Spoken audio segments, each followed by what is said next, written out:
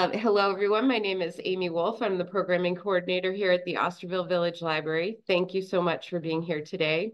And to our friends joining us on Zoom, thank you for being here as well. Today, we have an exciting author talk in store for you. Cathy Katin Grazzini is a plant-based chef, recipe developer, and author of Love the Foods That Love You Back and Love the Foods That Love the Planet. Cathy runs and manages her blog, Cathy's Kitchen Prescription, where you can find her most recent recipes and tips for cultivating and sustainable and healthy lifestyle.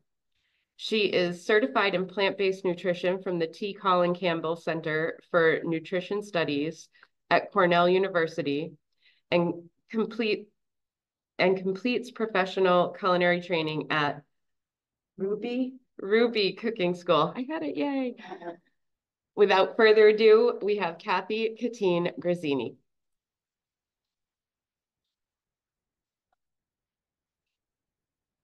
I have to peer over. I hope you can see me. Hi, thank you so much, Amy.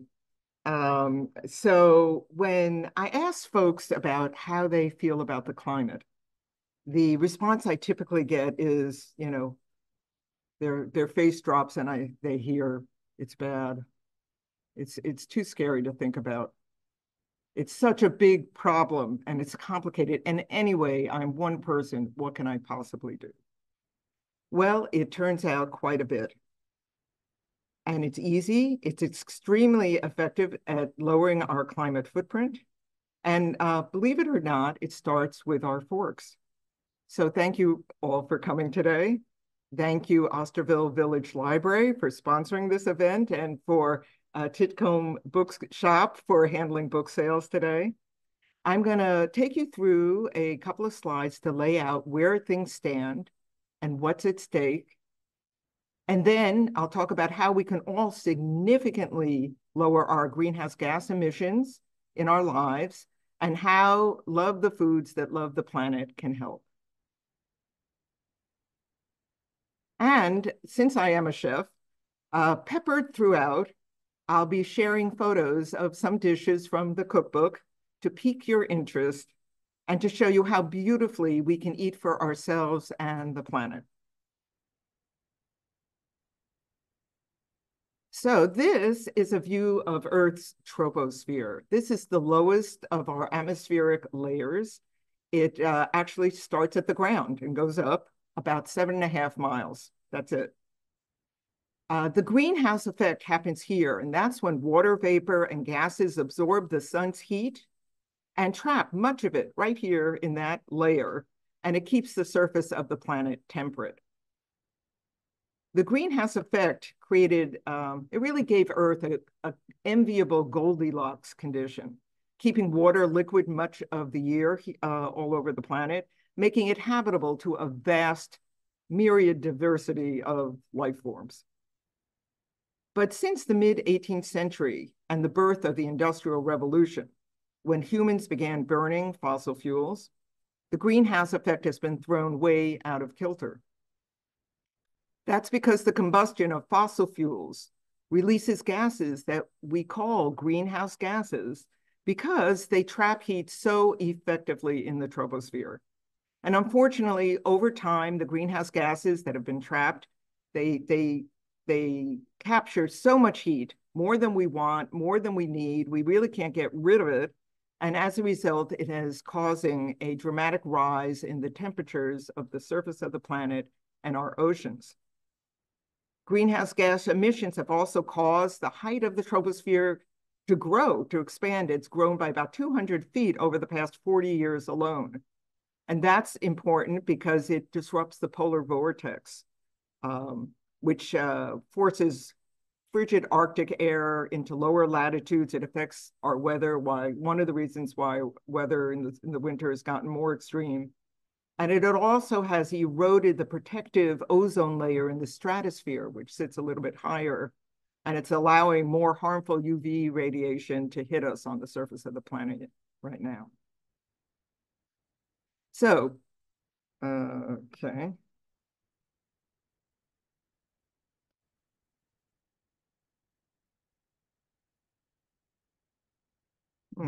Seems to have frozen here. Ah, there we go. If you're a fan of peppery arugula, like I am, then you will love this pesto and use it as a variation for pesto wherever you love to use pesto. Here I'm using it on some canapes, but it's wonderful on pastas and polenta and the like. And this is a platter of raw and blanched fruits and vegetables that love to take a dip in my jade mayo. So this is a mayo that's not made with eggs. It's not made with oil. It's made with a silken tofu and many different types of fresh herbs. So let's go back to the climate now for a moment and take a look at how temperatures have risen over time. The planet's heating, as you can see, is accelerating. 2024 was the hottest year in the 175-year observational record. It is following on the heels of nine previous record-breaking temperature years. The rise is driven chiefly from the growing levels of fossil fuel emissions. That's from oil, liquefied natural gas, and coal. The demand for all three of those commodities broke records in 2023 and 2024. And the resulting greenhouse gases that have been emitted, carbon dioxide chiefly, methane, you might have heard about, and nitrous oxide, they're now at concentrations in the troposphere that has not occurred on the planet for the past 800,000 years. So that's how anomalous this is. Warmer air absorbs more moisture, and that's leading to weirder, more extreme weather, as we all know, heat, drought, flooding, atmospheric rivers, bombs, cyclones. We didn't even have this vocabulary a decade ago. Wildfires that are vaster and faster spreading, bigger, more violent Atlantic hurricane seasons and monsoons too. In 2015, the Paris Climate Agreement was when 196 countries around the world pledged to keep global temperatures from rising above 1.5 degrees Celsius above pre-industrial levels. That was the bright red line that we drew. Well, we actually blew past 1.5 last year. And if current trends in warming continue as they have been, by the end of the century, we will have more than doubled the temperature rise. In fact, it was estimated to be around 3.5 degrees Celsius above the pre-industrial levels. And every fraction of a degree of warming is very dramatic. It means increasingly detrimental impacts on climate systems, on our weather, and indeed on survivability, especially for vulnerable populations and many, many species of plants and animals. So these are a couple of appetizers, just to give us a little mental space here. These are polenta squares that are lightly pan-toasted, topped here with sauteed mushrooms. And if you've been to the Mediterranean, this is very popular. It goes by many names. Socca in France, farinata in Italy. It's made, it's a little flatbread made with lightly fermented chickpea batter. I bake it instead of frying it in oil, and it's topped here with artichoke hearts and shallots. So what happens? Why is temperature rise so concerning? When global temperatures rise too high, they can reach thresholds that can cause what the term is tipping points in huge biophysical systems that make up the climate systems. If they are pushed beyond their limits, they actually shift into an entirely different state, which is thought to not be reversible, even if temperatures should later drop. So by surpassing 1.5 degrees in warming, it makes these risks much more likely, even some of them within our lifetimes.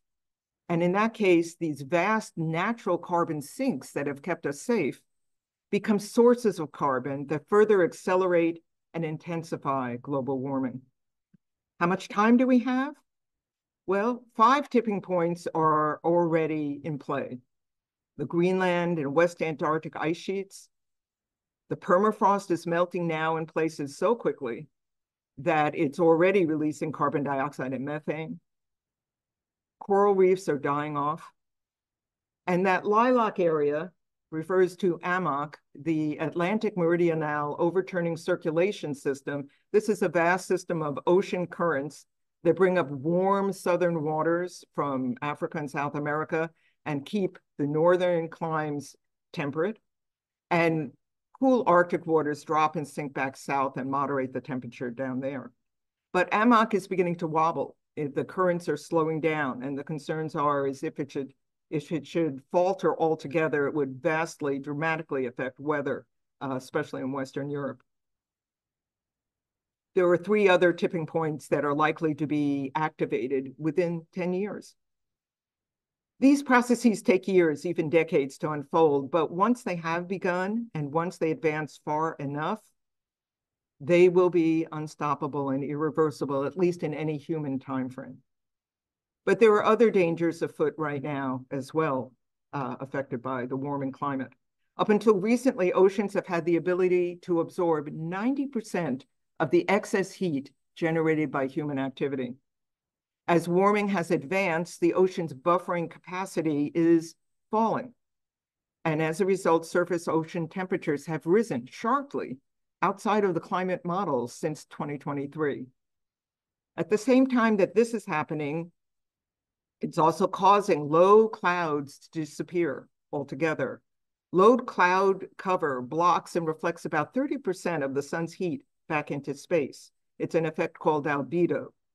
And as the polar regions warm and ice sheets and glaciers melt, the cloud cover has gotten sparser, and it's causing the oceans to absorb yet more heat. And it's speeding more melting and more sea level rise, more disappearance of the cloud cover. It's a vicious cycle. Trees have their limits too. The upper canopy of tropical rainforests are losing their ability to photosynthesize whenever the temperatures get up beyond 116 degrees Fahrenheit, and then they die. And the tree layers that sit beneath the canopy have an even lower heat tolerance, and they die off even more quickly. So it's another vicious cycle that is causing deforestation, it's reducing carbon uptake, and it's accelerating global warming. The Earth is also drying. Despite extreme storms and flooding, warming increases evaporation. And over the past 40 years, the decline in soil moisture has been so dramatic that it has altered the planet's spin on its axis and changed the location of the North Pole. Global drying is severe. Rivers, lakes, underground aquifers are drying up here and everywhere. It affects every continent. It threatens agriculture, survival, and it's believed also to be irreversible. In 2024, the American Meteorological Society published their bulletin of their State of the Climate report, and they called this one Perilous Times. And they sounded this warning. They said, the planet is now on the brink of, quote, irreversible climate disaster. Much of the very fabric of life on Earth is imperiled. So just to take a little mental space here to absorb that, reducing kitchen waste is key to lowering methane emissions in our landfills. And this is a great way to do it. This is my asparagus recoup soup. And here I fashioned the woody ends of asparagus spears, which normally we break off and toss. But here, cooked a little bit differently, they blend up into a velvety, smooth, delicious, very nutritious and satisfying soup. And it takes no time to make it whatsoever. And this is a wonderful stew. It's called manazele, out of Palestine. It's and enjoyed all throughout the Levant area. It's a chickpea stew, eggplants as well, and it's seasoned with baharat, which is a gorgeous Tunisian spice blend, a little bit hot, not too hot, and very aromatic. So what have the effect of global warming had on wildlife?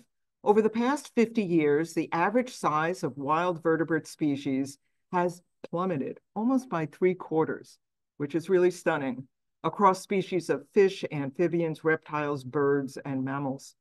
And once populations decline so significantly, what happens is their genetic diversity is reduced and they become weakened and more susceptible to disease, environmental pressures, and indeed extinction. This is a bread. This is a wonderful bread from Persia. It's an ancient recipe called sangak. And the soldiers in ancient times used to carry river stones with them on their battles as they're being transported. And they'd bring their rocks and they would bake their daily bread over those stones. And so you cook this bread over hot stones in the oven, and it gives it a beautiful, chewy, and crispy texture. And this is a wonderful salad for the cooler months. It's a real three-season sort of dish. It's a salad of roasted baby gold and red beets, grapefruit, red mandarin oranges. It's got a peppery bite from radishes, and you've got shallot and dill, pistachios, and those little white dabs that you see is from labneh, a plant-based labneh made from strained soy yogurt. So many scientists actually believe that we are already undergoing a mass species die-off event now, right in the middle of it, and this time caused by human activity. The last die-off happened 65.5 million years ago when the dinosaurs disappeared. Nature's ecosystems are webs of interdependency. So as more and more species decline in population, as they weaken, and ultimately, if they disappear, entire ecosystems are become at risk. And that puts us all at risk. This is a chart by the International Union for the Conservation of Nature. They looked at 166,000 species, not just vertebrate species here, and they deemed that 28% of all life on Earth that they measured is at risk for extinction now. You'll see coral reefs right at the top. We talked about them with the tipping points, amphibians, but third on the list are trees, and they appeared on the red list here for the very first time last year, because almost 4 out of every 10 species of trees are facing extinction now, which is pretty stunning.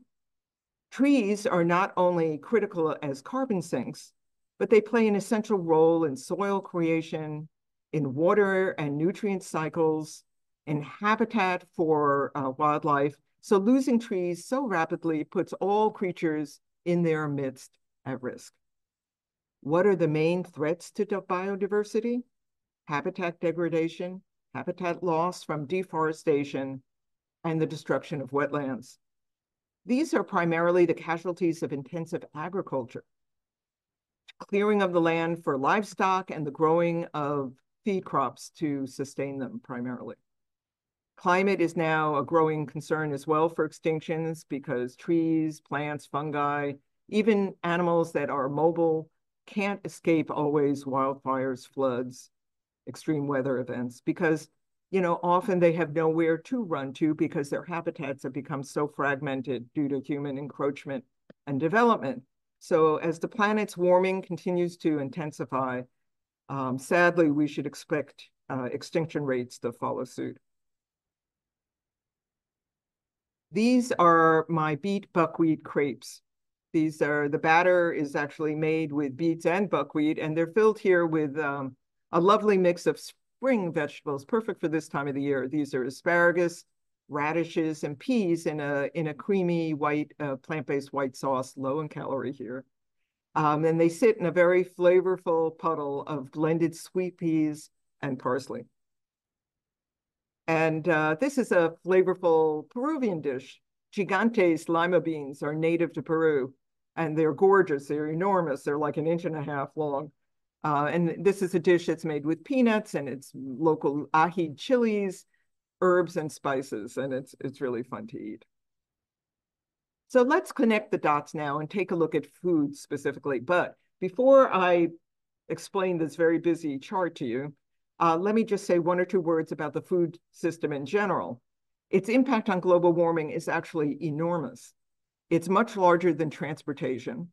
It generates from 30 to 35% of all the greenhouse gas emissions globally, and that's pretty much on a par with electricity. So it's a major factor. The global demand for meat is actually growing. It's quadrupled since 1960, and it's rising. In the US, the demand for meat hit a record high last year. Meat and dairy, it's very impactful on the climate, and it has a heavy footprint. It only generates about 18% of global calories. However, it emits almost 60% of food emissions. Moreover, it uses 80% of the available agricultural lands. It causes 78% of the water pollution in our oceans and freshwater sources. It uses 40% of our available water, and is responsible for 60% of the loss of biodiversity. So this is not a great return on investment by anybody's take. This chart now, let's talk about. These show all the major foods that people tend to eat and how much greenhouse gas, how many emissions they create all along the supply chain. That's what every part of the colored bars here represent. And what are the foods that are the most impactful negatively on the planet? Well, they sit at the top of this chart. They are livestock, starting with beef, but not exclusive to beef. They are processed oils that are used in cooking and primarily in ultra-processed food production. And there are a couple of unsustainably grown plant commodities too, I'm sorry to say, like coffee and chocolate that people are very attached to. But the good news here is that it's not inherent, it's not intrinsic to coffee and to chocolate. There are sustainable sources. You just have to look for them. And in the cookbook, I go into that. Which are the foods that are the best for the climate?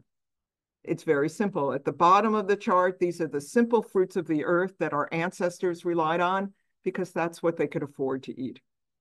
Vegetables, fruits, nuts, whole grains, legumes. What matters to Mother Earth is simple. Eat many more plants, many fewer animals, a whole lot less ultra-processed foods, and that's what we need to cool the planet and to safeguard our wildlife. So plant-based dinners can be fun to eat. These are tostadas estupendas, a little immodest there. But they're really wonderful supper, and it's always a hit at parties. These are made with minimally processed corn tortillas, or you can make your own tortillas with masa harina. It's a lot of fun to do, is have a tortilla party. And it's topped here with a bean puree of pintos seasoned with Mexican seasonings, a cheesy sauce made with soy milk and thickened with either silken tofu, or you can use cashews, depends what you'd like to do, and topped with a fresh salsa and guacamole and a little bit of soy yogurt. So I'm just going to talk about nutrition for one slide, just barely, but because it is so interrelated. What do Americans eat today? According to the USDA, 57% of our American calories come from ultra-processed foods right now.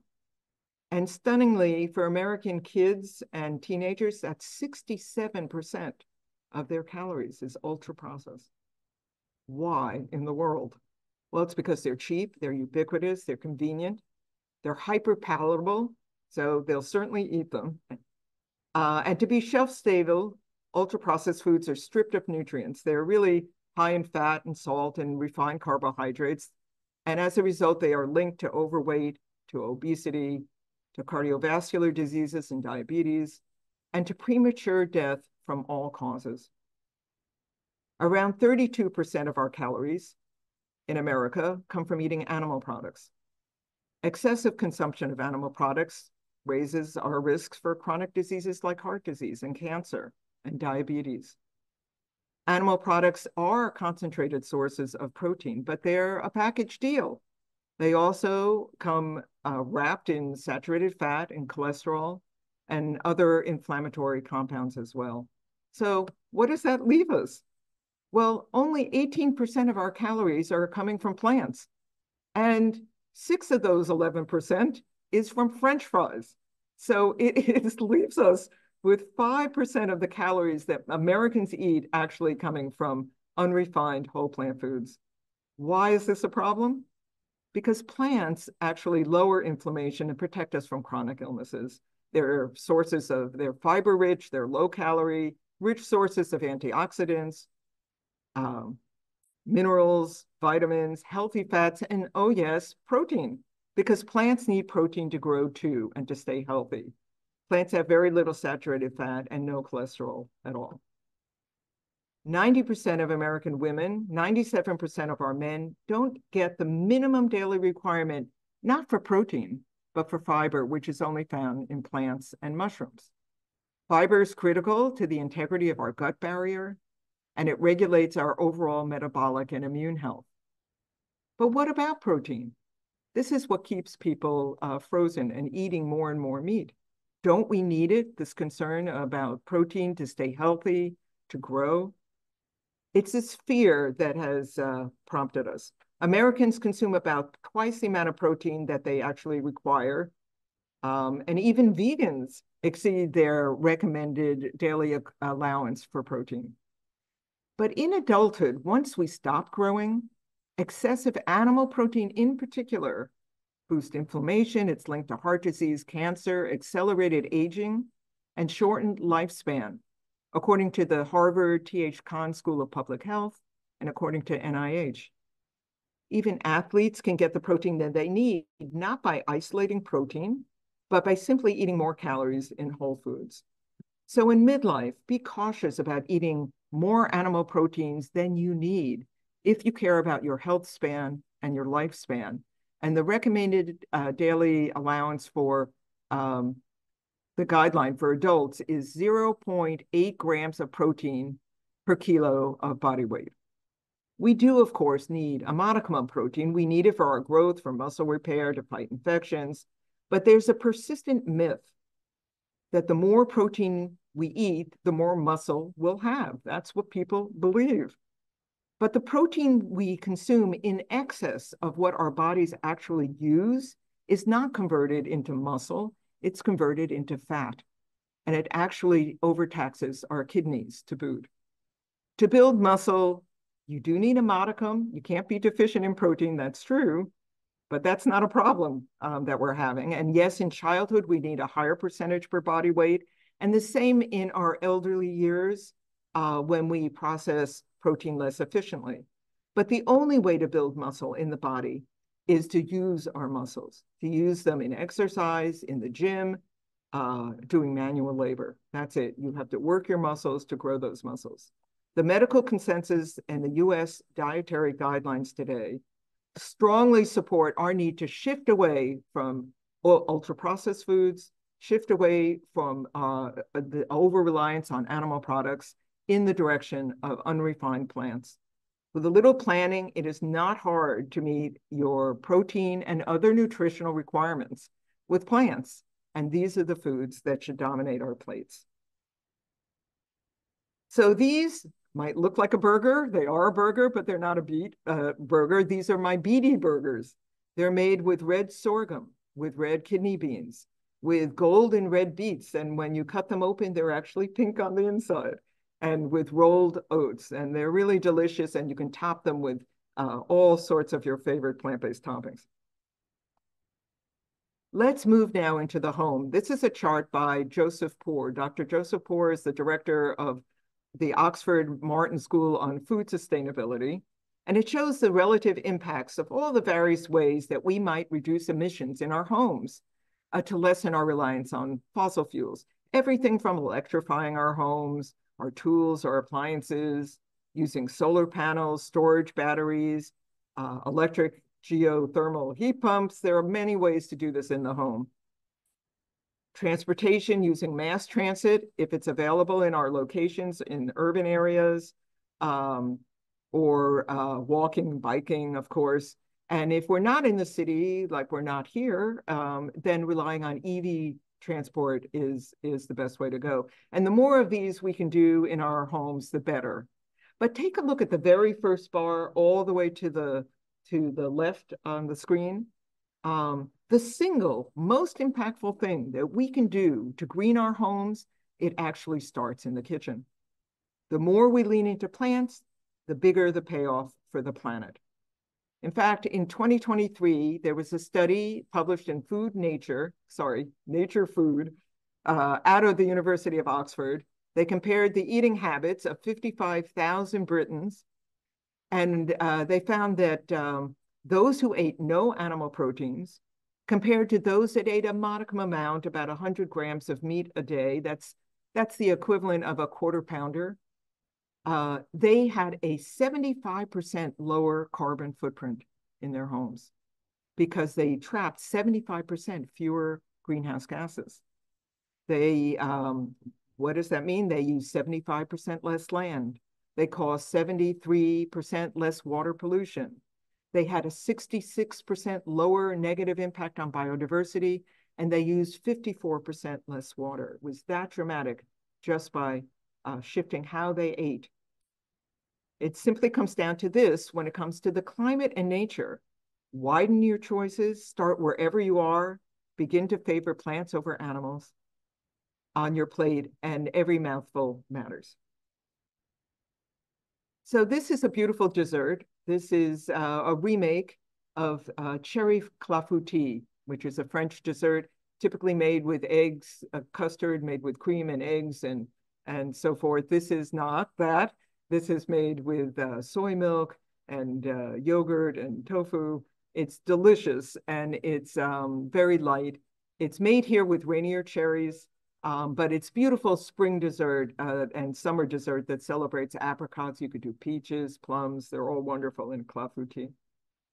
And here are berry bites, sweet morsels that made with blackberries and purple sweet potatoes, oats, dates, and vanilla. Lovely for a lunchbox and a little pick-me-up. So I love this quote from the author, Jonathan Safran Foer. He says in his book, We Are the Weather, he says, changing how we eat will not be enough on its own to save the planet, but we cannot save the planet without changing how we eat. And in fact, even if we transitioned completely away from fossil fuels, and one day we will, in the energy sector, in buildings and construction, in transportation, without also severely shrinking emissions from food, we can't hope to stop the rising rise in temperature of climate change. So what are we to do? We can't afford to wait for our leaders to save us. Green energy, electrification, new tech is coming, maybe more abroad than it is here right now, but it's not coming soon enough. And meanwhile, you saw how the planet's temperature is advancing radically fast now. And everything faces stiff headwinds now with the Trump administration, which is curtailing scientific research, weakening federal agencies, rolling back environmental justice initiatives, fast-tracking oil and gas projects, and threatening systems that monitor Earth's vital climate systems, which will leave us all blind. We have so many challenges today, frankly, it gives me whiplash. It feels like we're under assault, I know. But nevertheless, I want to maintain that the climate may be our greatest moral imperative because all of life on the planet depends on it, each one of us and everyone we love. And while we might have the tendency to want to just withdraw and put up blinders and just walk away because it's a little anxiety provoking, the best cure for anxiety is actually taking action. Certainly pressuring our leaders to do right by the climate is more important than ever, and I give lots of resources in the cookbook for how to do that. It's very easily. Greening our homes, as I talked about, is helpful too, and the more that we can do it, if we can afford to, that's wonderful. The climate may be thwarted right now on the federal level, but I do believe we'll continue to see progress locally in legislatures and in towns because that's where the rubber meets the road. But the need is so great right now, it's not enough. We all need to step up, do our bit, as they said in the last war. Eating for the planet is the easiest thing we can do. As we've seen, it's actually the most impactful single thing that we can do in our households. And remember that changing how we eat and collectively, it can change what growers grow. And using our power as consumers, it's just such a very powerful lever for change. It's our superpower. We shouldn't forget it. So the more we can swap plants for animals and ultra-processed foods, the better off we'll be. And that's where the cookbook can help you. But before we get there, just one or two slides. These are cherry nests. They're really made of nothing but a bit of date-sweetened and vanilla-scented dough, a smear of jam, and cherries, light as a feather and bursting with cherry goodness. And in a similar vein, these are my pretty apple packets, just slices of apple wrapped in a little bit of leavened whole grain dough tied up with a bow. I wrote Love the Foods That Love the Planet to give people hope and to show them how to eat for the planet, why the need is urgent, and to offer an abundance of climate-supportive, nourishing, really beautiful dishes. Each one has an eye-popping photo, many with a two-page spread. It's so visual, it also makes a lovely gift. And, oops. The cookbook is unique in several ways. Each recipe highlights the climate footprint information for a key ingredient in that dish. It's the only cookbook I know that does this. And there are also facts about the challenges facing various countries and various crops and how scientists and farmers are responding, and governments as well.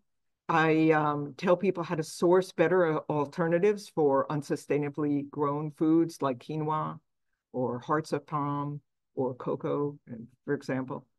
And I celebrate in many of the recipes and in some of the headnotes the climate resilient heroes in the plant kingdom, because and we should get to know and love them because they are our future. The recipes are diverse. There are 8 chapters. They run the gamut from spice blends and sauces and dressings and the like, all the way to desserts. You'll find breads and soups and appetizers and side dishes and main dishes and celebratory dishes. Plenty of recipes for brand new cooks and also for folks that know their way around the kitchen. They celebrate the wide diversity of rich culinary traditions from all around the world because we have so much to learn from them. They have so much to offer in terms of taste, their low climate impact, and health as well. Eating wide in the plant kingdom, it supports climate, it supports biodiversity. It helps our farmers hedge their risks from crop failures, and therefore it protects us against food scarcity and hunger. Moreover, it's great for the gut microbiome and our metabolic health and our immune health, eating wide in the plant kingdom. I include recipes to reduce waste and repurpose scraps like that asparagus recoup soup, using peels and crumbs and overripe fruit leftovers in delicious and really novel ways. And so in conclusion, how best to eat for the planet? Eat low on the food chain, choose plants that are grown sustainably, cut way down on oily, ultra-processed foods, and waste not. Let Love the Foods That Love the Planet guide you deliciously and with a lot of fun to lower your climate footprint and have a healthier one too. So thank you very much. That's my presentation. And if anybody, I don't know if there are any questions before I move over to Titcomb's table there. If anybody would like me to personalize a cookbook for them, I'd be delighted to. Anybody have a question? How did you learn about it? Well, you know, I've been so concerned about the climate for years. And so several years ago, I embarked upon a system of self-study to educate myself, to really understand the impact and the interrelationship between food and climate, because it's not well known and it's not shared. And there's so much we can do. And I was stunned with what I learned because the impact was so low when we do eat this way, and our, you know, the world really needs help right now, and certainly biodiversity is struggling. So so it's been a journey, but it's you know, now I have a better grasp, and once I learned what I learned, I felt I needed to share it. So thanks. Okay, well, thank you.